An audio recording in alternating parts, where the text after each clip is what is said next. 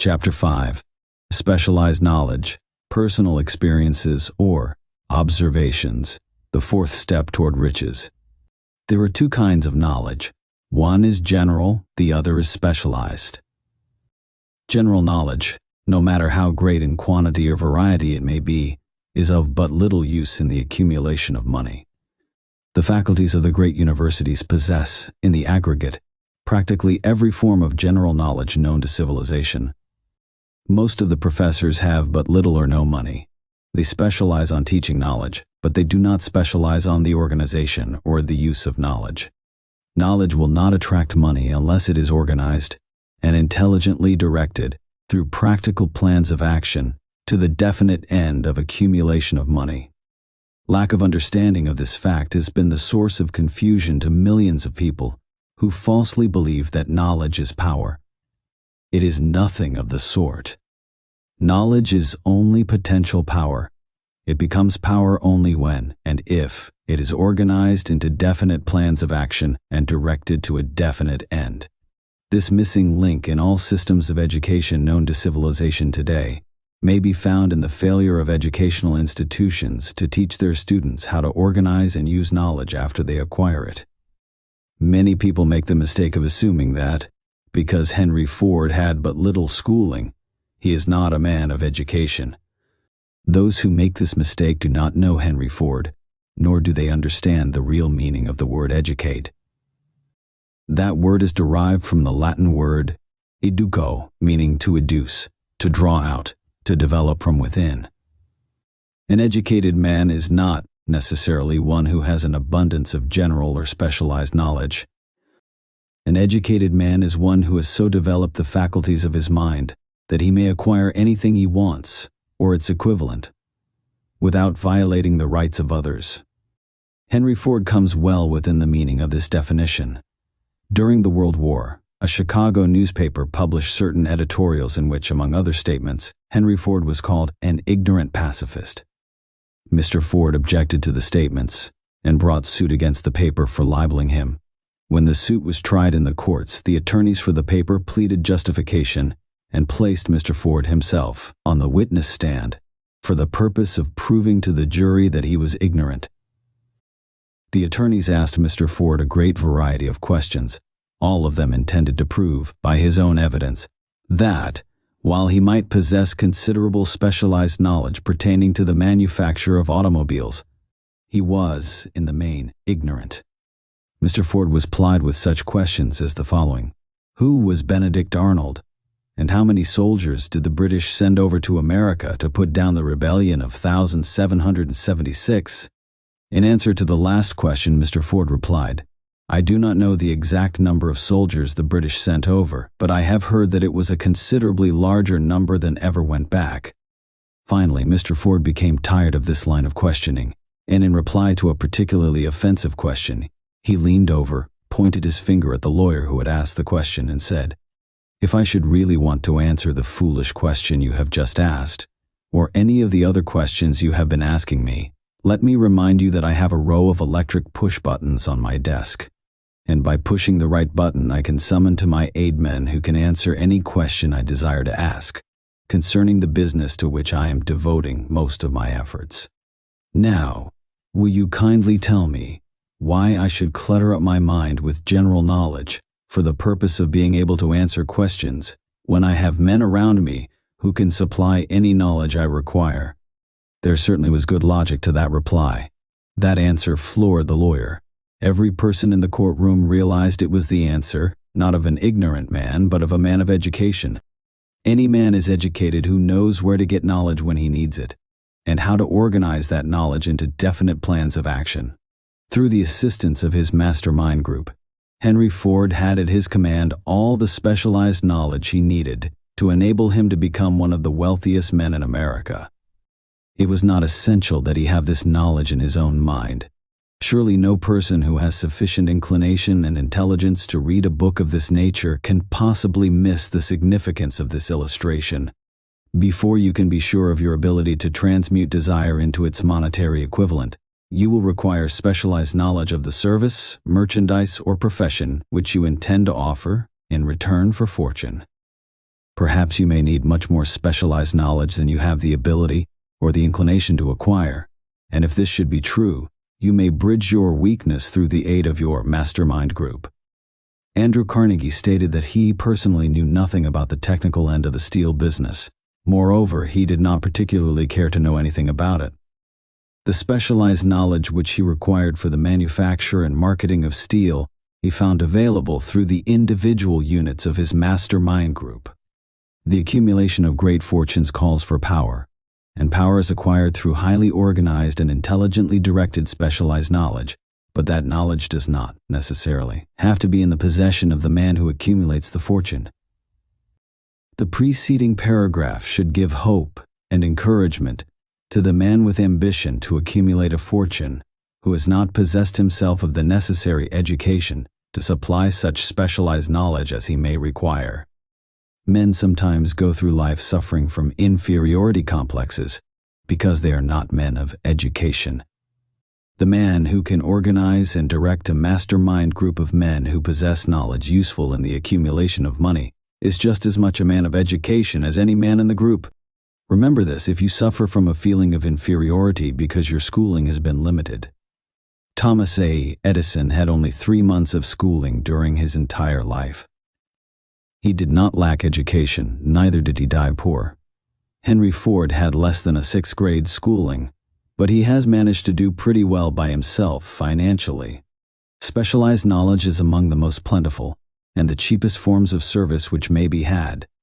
If you doubt this, consult the payroll of any university. It pays to know how to purchase knowledge first of all, decide the sort of specialized knowledge you require, and the purpose for which it is needed. To a large extent, your major purpose in life, the goal toward which you are working, will help determine what knowledge you need. With this question settled, your next move requires that you have accurate information concerning dependable sources of knowledge. The more important of these are: A. One's own experience and education. B. Experience and education available through cooperation of others, Mastermind Alliance. C. Colleges and universities. D. Public libraries, through books and periodicals in which may be found all the knowledge organized by civilization. E. Special training courses, through night schools and home study schools in particular. As knowledge is acquired, it must be organized and put into use for a definite purpose through practical plans. Knowledge has no value except that which can be gained from its application toward some worthy end. This is one reason why college degrees are not valued more highly. They represent nothing but miscellaneous knowledge. If you contemplate taking additional schooling, first determine the purpose for which you want the knowledge you are seeking. Then learn where this particular sort of knowledge can be obtained from reliable sources. Successful men, in all callings, never stop acquiring specialized knowledge related to their major purpose, business, or profession. Those who are not successful usually make the mistake of believing that the knowledge acquiring period ends when one finishes school. The truth is that schooling does but little more than to put one in the way of learning how to acquire practical knowledge. With this changed world which began at the end of the economic collapse, came also astounding changes in educational requirements. The order of the day is specialization. This truth was emphasized by Robert P. Moore, Secretary of Appointments of Columbia University. Specialists most sought. Particularly sought after by employing companies are candidates who have specialized in some field, business school graduates with training in accounting and statistics, engineers of all varieties, journalists, architects, chemists, and also outstanding leaders and activity men of the senior class. The man who has been active on the campus, whose personality is such that he gets along with all kinds of people, and who has done an adequate job with his studies, has a most decided edge over the strictly academic student. Some of these, because of their all-around qualifications, have received several offers of positions, a few of them as many as 6. In departing from the conception that the straight-A student was invariably the one to get the choice of the better jobs, Mr. Moore said that most companies look not only to academic records, but to activity records and personalities of the students. one of the largest industrial companies, the leader in its field, in writing to Mr. Moore concerning prospective seniors at the college, said, "We are interested primarily in finding men who can make exceptional progress in management work. For this reason, we emphasize qualities of character, intelligence, and personality far more than specific educational background." Apprenticeship proposed. Proposing a system of apprenticing students in offices, stores, and industrial occupations during the summer vacation, Mr. Moore asserts that after the first 2 or 3 years of college, every student should be asked to choose a definite future course and to call a halt if he has been merely pleasantly drifting without purpose through an unspecialized academic curriculum. Colleges and universities must face the practical consideration that all professions and occupations now demand specialists, he said, urging that educational institutions accept more direct responsibility for vocational guidance. One of the most reliable and practical sources of knowledge available to those who need specialized schooling is the night schools operated in most large cities. The correspondence schools give specialized training anywhere the U.S. males go, on all subjects that can be taught by the extension method. One advantage of home study training is the flexibility of the study program, which permits one to study during spare time. Another stupendous advantage of home study training, if the school is carefully chosen, is the fact that most courses offered by home study schools carry with them generous privileges of consultation which can be of priceless value to those needing specialized knowledge. No matter where you live, you can share the benefits. Anything acquired without effort and without cost is generally unappreciated, often discredited. Perhaps this is why we get so little from our marvelous opportunity in public schools. The self-discipline one receives from a definite program of specialized study makes up to some extent for the wasted opportunity when knowledge was available without cost. Correspondence schools are highly organized business institutions. Their tuition fees are so low that they are forced to insist upon prompt payments. Being asked to pay, whether the student makes good grades or poor, has the effect of causing one to follow through with the course when he would otherwise drop it. The correspondence schools have not stressed this point sufficiently, for the truth is that their collection departments constitute the very finest sort of training on decision, promptness, action, and the habit of finishing that which one begins. I learned this from experience more than 25 years ago. I enrolled for a home study course in advertising. After completing 8 or 10 lessons, I stopped studying, but the school did not stop sending me bills. Moreover, it insisted upon payment, whether I kept up my studies or not. I decided that if I had to pay for the course, which I had legally obligated myself to do, I should complete the lessons and get my money's worth. I felt at the time that the collection system of the school was somewhat too well organized, but I learned later in life that it was a valuable part of my training for which no charge had been made. Being forced to pay, I went ahead and completed the course. Later in life, I discovered that the efficient collection system of that school had been worth much in the form of money earned, because of the training in advertising I had so reluctantly taken. We have in this country what is said to be the greatest public school system in the world. We have invested fabulous sums for fine buildings. We have provided convenient transportation for children living in the rural districts, so they may attend the best schools. But there is one astounding weakness to this marvelous system. It is free. One of the strange things about human beings is that they value only that which has a price. The free schools of America and the free public libraries do not impress people because they are free. This is the major reason why so many people find it necessary to acquire additional training after they quit school and go low work. It is also one of the major reasons why employers give greater consideration to employees who take home study courses. They have learned from experience that any person who has the ambition to give up a part of his spare time to studying at home has in him those qualities which make for leadership. This recognition is not a charitable gesture, it is sound business judgment upon the part of the employers. There is one weakness in people for which there is no remedy. It is the universal weakness of lack of ambition. Persons, especially salaried people, who schedule their spare time to provide for home study, seldom remain at the bottom very long. Their action opens the way for the upward climb, removes many obstacles from their path, and gains the friendly interest of those who have the power to put them in the way of opportunity. The home study method of training is especially suited to the needs of employed people who find, after leaving school, that they must acquire additional specialized knowledge, but cannot spare the time to go back to school. The changed economic conditions prevailing since the Depression have made it necessary for thousands of people to find additional or new sources of income.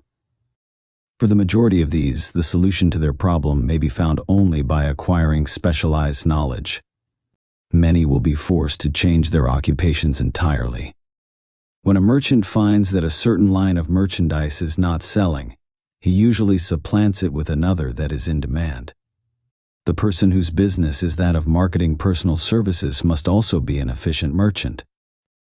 If his services do not bring adequate returns in one occupation, he must change to another where broader opportunities are available.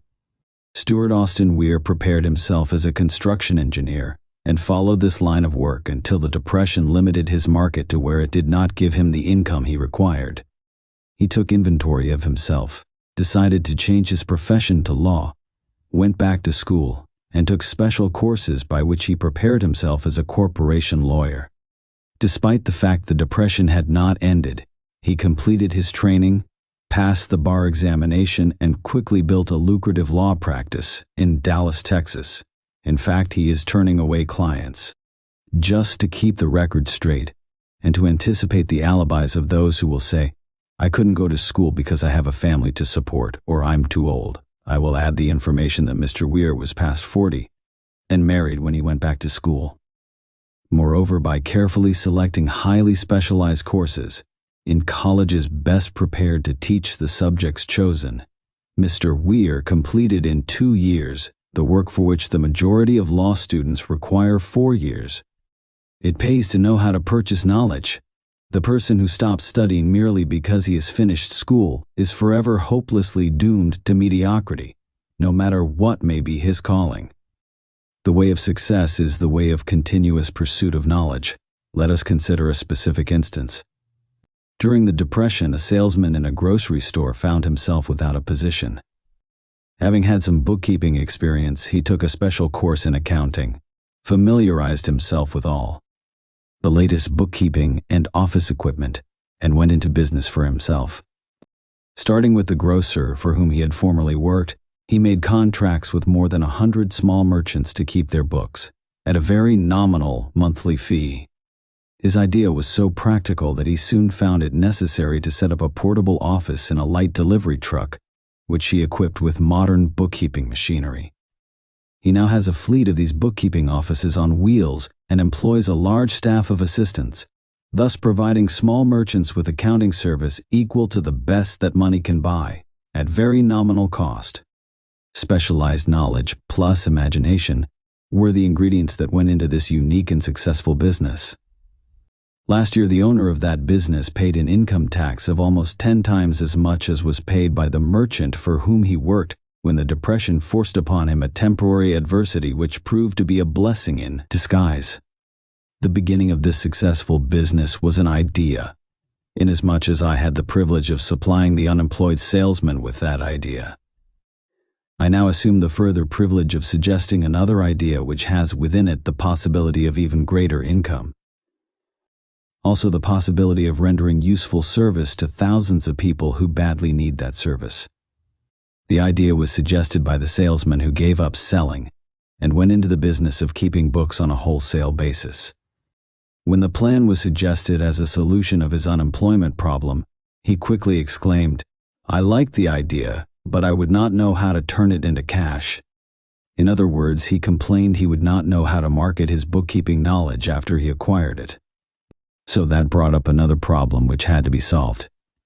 With the aid of a young woman typist, clever at hand lettering, and who could put the story together, a very attractive book was prepared, describing the advantages of the new system of bookkeeping. The pages were neatly typed and pasted in an ordinary scrapbook, which was used as a silent salesman with which the story of this new business was so effectively told that its owner soon had more accounts than he could handle.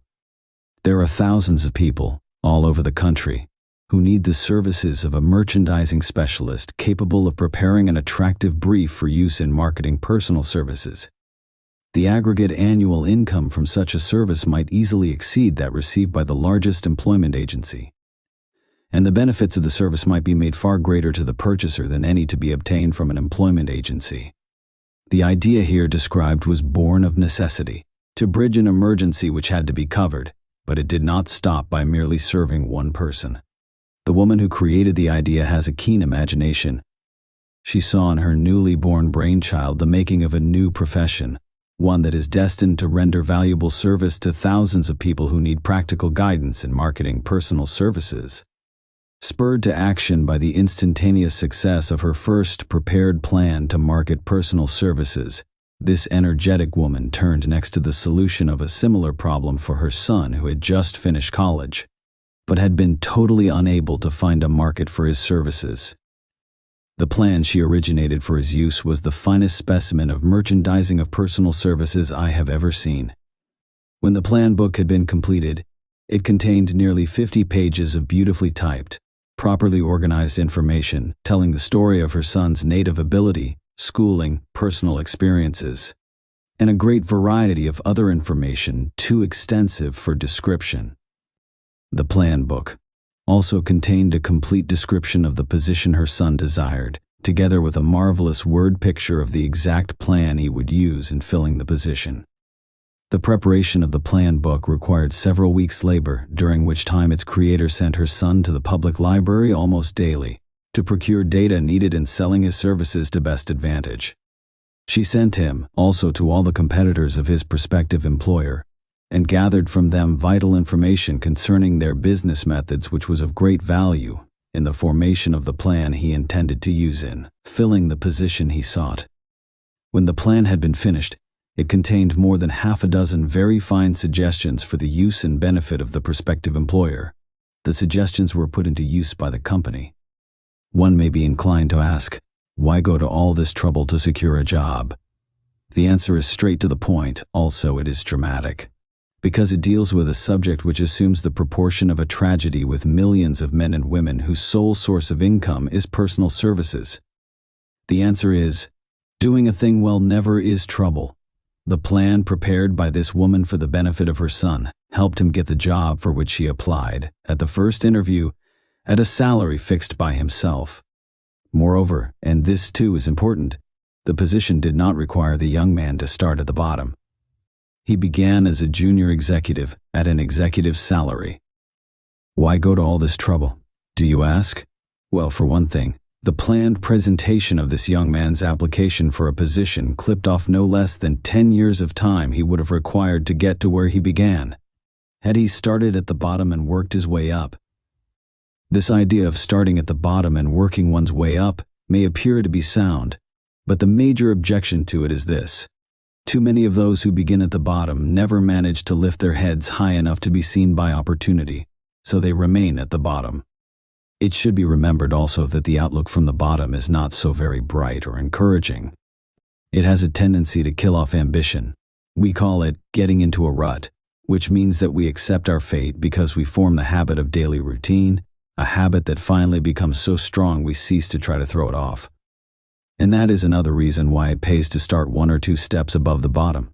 By so doing, one forms the habit of looking around, of observing how others get ahead, of seeing opportunity, and of embracing it without hesitation. Dan Halpin is a splendid example of what I mean. During his college days, he was manager of the famous 1930 National Championship Notre Dame football team, when it was under the direction of the late Knute Rockne.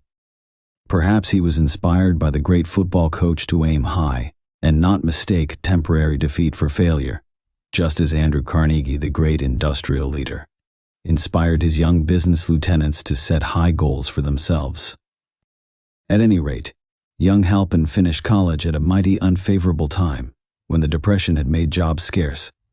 So, after a fling at investment banking and motion pictures, he took the first opening with the potential future he could find selling electrical hearing aids on a commission basis. Anyone could start in that sort of job, and Halpin knew it, but it was enough to open the door of opportunity to him. For almost 2 years he continued in a job not to his liking, and he would never have risen above that job if he had not done something about his dissatisfaction. He aimed first at the job of assistant sales manager of his company, and got the job. That one step upward placed him high, enough above the crowd to enable him to see still greater opportunity. Also, it placed him where opportunity could see him. He made such a fine record selling hearing aids that A.M. Andrews, chairman of the board of the Dictograph Products Company, a business competitor of the company for which Halpin worked, wanted to know something about that man Dan Halpin, who was taking big sales away from the long-established Dictograph Company. He sent for Halpin. When the interview was over, Halpin was the new sales manager in charge of the Acousticon division. Then, to test young Halpin's mettle, Mr. Andrews went away to Florida for 3 months, leaving him to sink or swim in his new job. He did not sink. Knut Rockne's spirit of all the world loves a winner, and has no time for a loser inspired him to put so much into his job that he was recently elected vice president of the company and general manager of the Acousticon and Silent Radio division, a job which most men would be proud to earn through 10 years of loyal effort. Halpin turned the trick in little more than 6 months. It is difficult to say whether Mr. Andrews or Mr. Halpin is more deserving of eulogy, for the reason that both showed evidence of having an abundance of that very rare quality known as imagination. Mr. Andrews deserves credit for seeing, in young Halpin, a go-getter of the highest order. Halpin deserves credit for refusing to compromise with life by accepting and keeping a job he did not want. And that is one of the major points I am trying to emphasize through this entire philosophy, that we rise to high positions or remain at the bottom because of conditions we can control if we desire to control them. I am also trying to emphasize another point, namely, that both success and failure are largely the results of habit. I have not the slightest doubt that Dan Halpin's close association with the greatest football coach America ever knew planted in his mind the same brand of desire to excel which made the Notre Dame football team world famous. Truly, there is something to the idea that hero worship is helpful, provided one worships a winner. Halpin tells me that Rockne was one of the world's greatest leaders of men in all history. My belief in the theory that business associations are vital factors, both in failure and in success, was recently demonstrated when my son Blair was negotiating with Dan Halpin for a position. Mr. Halpin offered him a beginning salary of about 1/2 what he could have gotten from a rival company. I brought parental pressure to bear and induced him to accept the place with Mr. Halpin because I believe that close association with one who refuses to compromise with circumstances he does not like is an asset that can never be measured in terms of money. The bottom is a monotonous, dreary, unprofitable place for any person. That is why I have taken the time to describe how lowly beginnings may be circumvented by proper planning. Also, that is why so much space has been devoted to a description of this new profession, created by a woman who was inspired to do a fine job of planning because she wanted her son to have a favorable break. With the changed conditions ushered in by the world economic collapse, came also the need for newer and better ways of marketing personal services. It is hard to determine why someone had not previously discovered this stupendous need, in view of the fact that more money changes hands in return for personal services than for any other purpose. The sum paid out monthly to people who work for wages and salaries is so huge that it runs into hundreds of millions, and the annual distribution amounts to billions. Perhaps some will find, in the idea here briefly described, the nucleus of the riches they desire. Ideas with much less merit have been the seedlings from which great fortunes have grown. Woolworth's 5 and 10 cent store idea, for example, had far less merit, but it piled up a fortune for its creator. Those seeing opportunity lurking in this suggestion will find valuable aid in the chapter on organized planning. Incidentally, an efficient merchandiser of personal services would find a growing demand for his services wherever there are men and women who seek better markets for their services. By applying the mastermind principle, a few people with suitable talent could form an alliance and have a paying business very quickly. One would need to be a fair writer, with a flair for advertising and selling, one handy at typing and hand lettering, and one should be a first-class business getter who would let the world know about the service. If one person possessed all these abilities, he might carry on the business alone until it outgrew him. The woman who prepared the personal service sales plan for her son now receives requests from all parts of the country for her cooperation in preparing similar plans for others who desire to market their personal services for more money. She has a staff of expert typists, artists, and writers who have the ability to dramatize the case history so effectively that one's personal services can be marketed for much more money than the prevailing wages for similar services. She is so confident of her ability that she accepts, as the major portion of her fee, a percentage of the increased pay she helps her clients to earn. It must not be supposed that her plan merely consists of clever salesmanship by which she helps men and women to demand and receive more money for these same services they formerly sold for less pay. She looks after the interests of the purchaser as well as the seller of personal services, and so prepares her plans that the employer receives full value for the additional money he pays. The method by which she accomplishes this astonishing result is a professional secret which she discloses to no one excepting her own clients. If you have the imagination and seek a more profitable outlet for your personal services, this suggestion may be the stimulus for which you have been searching. The idea is capable of yielding an income far greater than that of the average doctor, lawyer, or engineer whose education required several years in college. The idea is saleable to those seeking new positions in practically all positions calling for managerial or executive ability, and those desiring rearrangement of incomes in their present positions. There is no fixed price for sound ideas. Back of all ideas is specialized knowledge. Unfortunately, for those who do not find riches in abundance, specialized knowledge is more abundant and more easily acquired than ideas. Because of this very truth, there is a universal demand and an ever-increasing opportunity for the person capable of helping men and women to sell their personal services advantageously. Capability means imagination, the one quality needed to combine specialized knowledge with ideas in the form of organized plans designed to yield riches. If you have imagination, this chapter may present you with an idea sufficient to serve as the beginning of the riches you desire. Remember, the idea is the main thing. Specialized knowledge may be found just around the corner. Any corner.